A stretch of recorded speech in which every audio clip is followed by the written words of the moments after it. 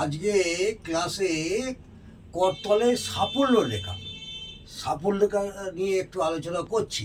সাফল্য রেখা কোন বয়সে, কোথায়, কিভাবে, কত বয়স পর্যন্ত সাফল্য পাবে এবং তারপরে পাবে না, সেই নিয়ে আমি বিস্তারিত আলোচনা করছি।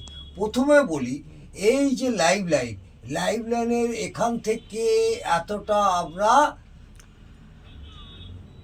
120 ইয়ার্স ধরবো। এটাকে আমরা তাহলে মিডিলে কি ধরবো? এই টোটাল লাইফ লাইনের মিডিলে ধরবো 120 হাত দেখ কত, 60 ইয়ার। বুঝতে পারলাম। এবারে এই 60 ইয়ারের হাফ কত হলো? 35 বছর, 35 ইয়ার্স। আপনাদের বোঝাতে সুবিধার জন্য এটা আপনাদের দেখাচ্ছি। তাহলে এইটার হাফ 85 বছর, 85 ইয়ার্স। সাফল্য তাহলে জাতক বা জাতিকা কখন পাবে? অর্থাৎ এই 35 বছরের আগে এটাকে আমরা 15 বছর ধরি, তারপরে ফের 15, এইভাবে আমরা ভাগ করি। এখানে আপনাদের ডাইরেক্ট 35 দেখালাম, কারণ বিদ্যাগুলির এই জায়গা থেকে 35 বছর হয়। সাফল্য রেখা এই যদি 35-এর ভেতরে এরকম ঊর্ধ্ব রেখা থাকে, এরকম একাধিক, তাহলে দেখা যাবে সে 35 বছর পর্যন্ত সাফল্য পেয়েছে।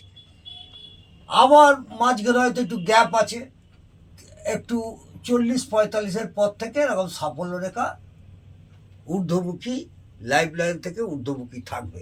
এইটাকে সাফল্য রেখা বলে। এই জাতকের হাতে যদি এইরকম ঊর্ধ্বমুখী থাকে তাহলে সে সাফল্য অবশ্যই পাবে। যদি দেখা গেল তার বৃদ্ধ বয়সে, অর্থাৎ 70-75 বছর বয়সে রেখাগুলো এরকম নিম্নমুখী হয়ে গেল, তখন সাফল্যতে বাধা পাবে। তাহলে এই জাতক 60-65 পর্যন্ত প্রচণ্ড সাফল্য অর্জন করবে, আর তারপরে আস্তে আস্তে বার্ধক্য লাইফ 75 থেকে 80-85-তে নিম্নগামী যদি হয়ে যায়, সাফল্য পাবে না। আমি আজকের আলোচনার বিষয় হচ্ছে সাফল্য রেখা। এই সাফল্য রেখা এরকম ঊর্ধ্বমুখী রেখা লাইফ লাইন থেকে থাকবে। এছাড়া আর কোথা থেকে একটা সাফল্য রেখা হয়?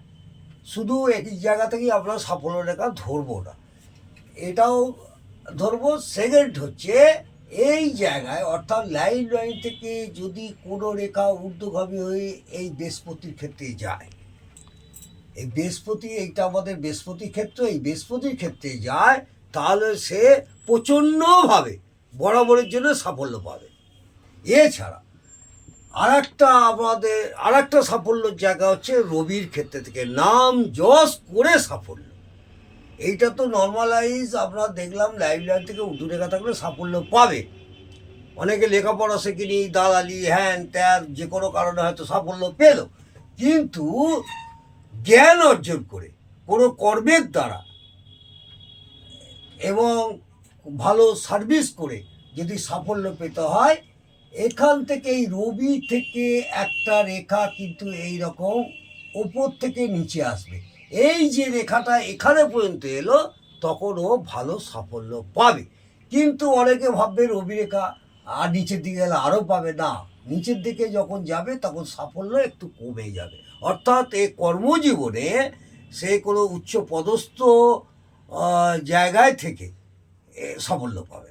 আর এইটা জ্ঞান, প্রজ্ঞা, প্রফেসর, হ্যান ত্যান, যে কোনো জ্ঞানের জায়গা, কোনো গবেষণামূলক কাজে, সেই জায়গা থেকে এখানে সাফল্য পাবে। এখানে উচ্চ পদস্থ কর্মচারী হিসেবে সাফল্য পাবে। আর অর্থ জ্ঞানী আমরা দেখি লাইফ লাইন থেকে ঊর্ধ্বগামী যে রেখাগুলো ওঠে, এটা হচ্ছে আমাদের সাফল্য রেখা।